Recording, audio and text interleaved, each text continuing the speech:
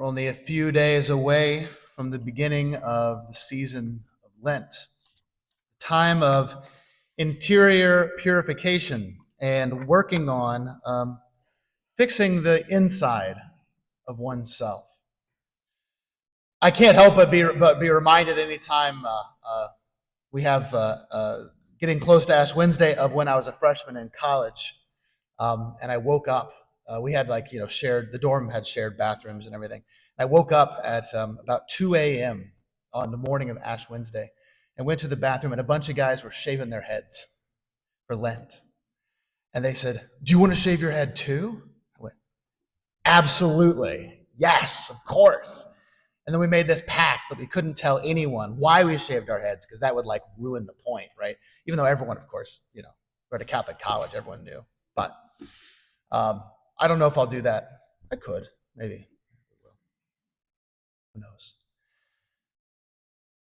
The interior conversion that Christianity calls for, that Christ produces in the person, is precisely shown by one's outward actions.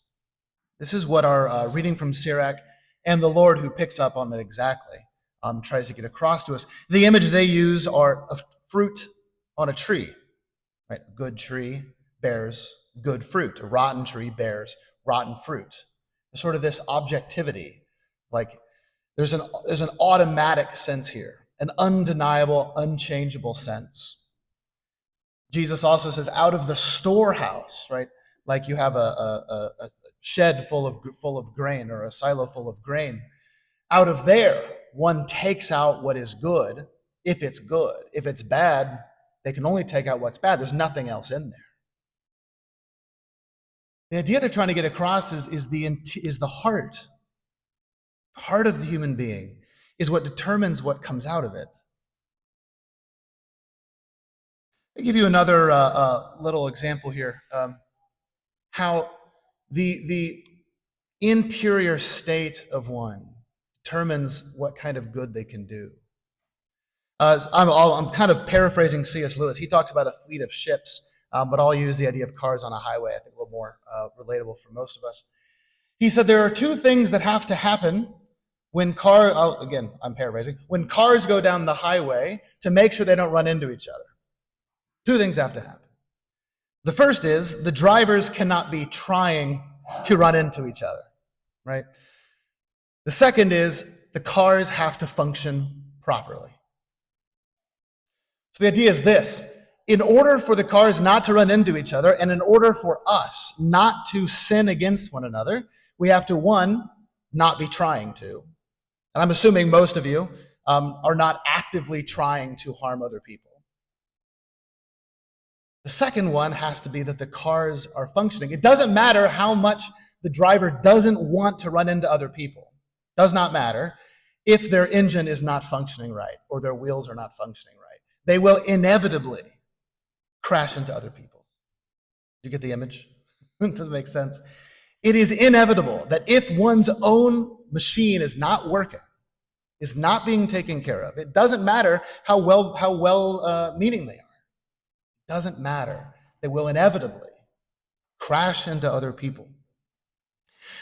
What this image and what the scriptures are trying to get to us is, it's very interesting that we try to distinguish between private sin and sin against other people.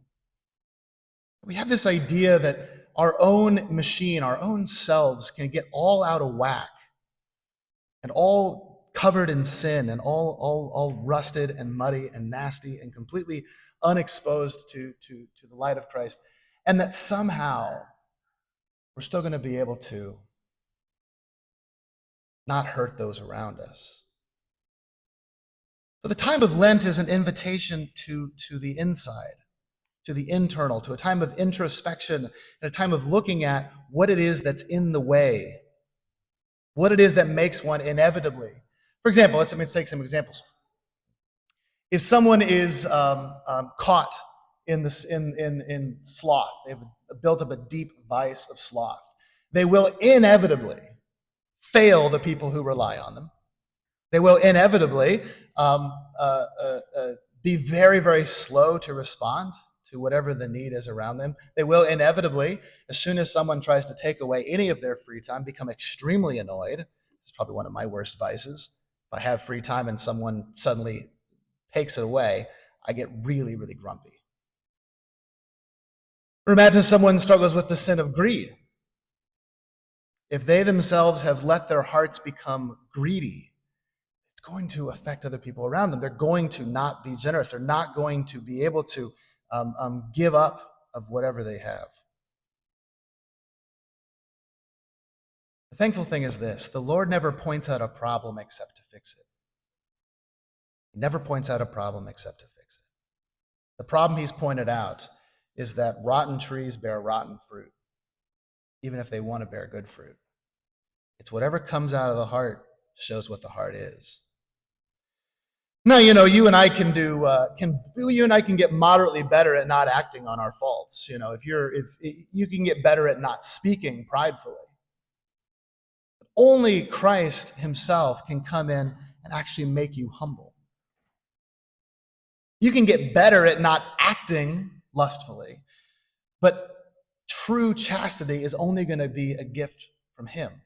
And so we should try, right? We should try to not let our, not have shrapnel, from our own faults. Of course we should try that. But to bring it back to Lent, it's a time to enter and to try to find the internal change and the changing of the heart, which is only found in relationship with Christ. And people can get really good at hiding at not acting on their faults. But I firmly believe it is only Christ who can come in and truly make us humble, make us chaste, make us generous, make us diligent, make us loving. So, as you come closer to Ash Wednesday and then to Lent, of course, next week I'll talk about prayer, fasting, and almsgiving and all that. But come into it with that mentality, because that's what the church puts these readings here for us for. The whole idea of it all is to fix the machine, to fix the internal, to fix the heart, to fix the engine, so that it doesn't harm others. Anytime we think, I'm going to commit this sin and only I'm going to know about it, the thought should immediately follow, this is going to hurt people around me. It's going to, because it's going to make my machine not work. So, what kind of penances, what kind of prayers, what kind of giving of alms begin to fix the inside? That way the outside automatically functions right.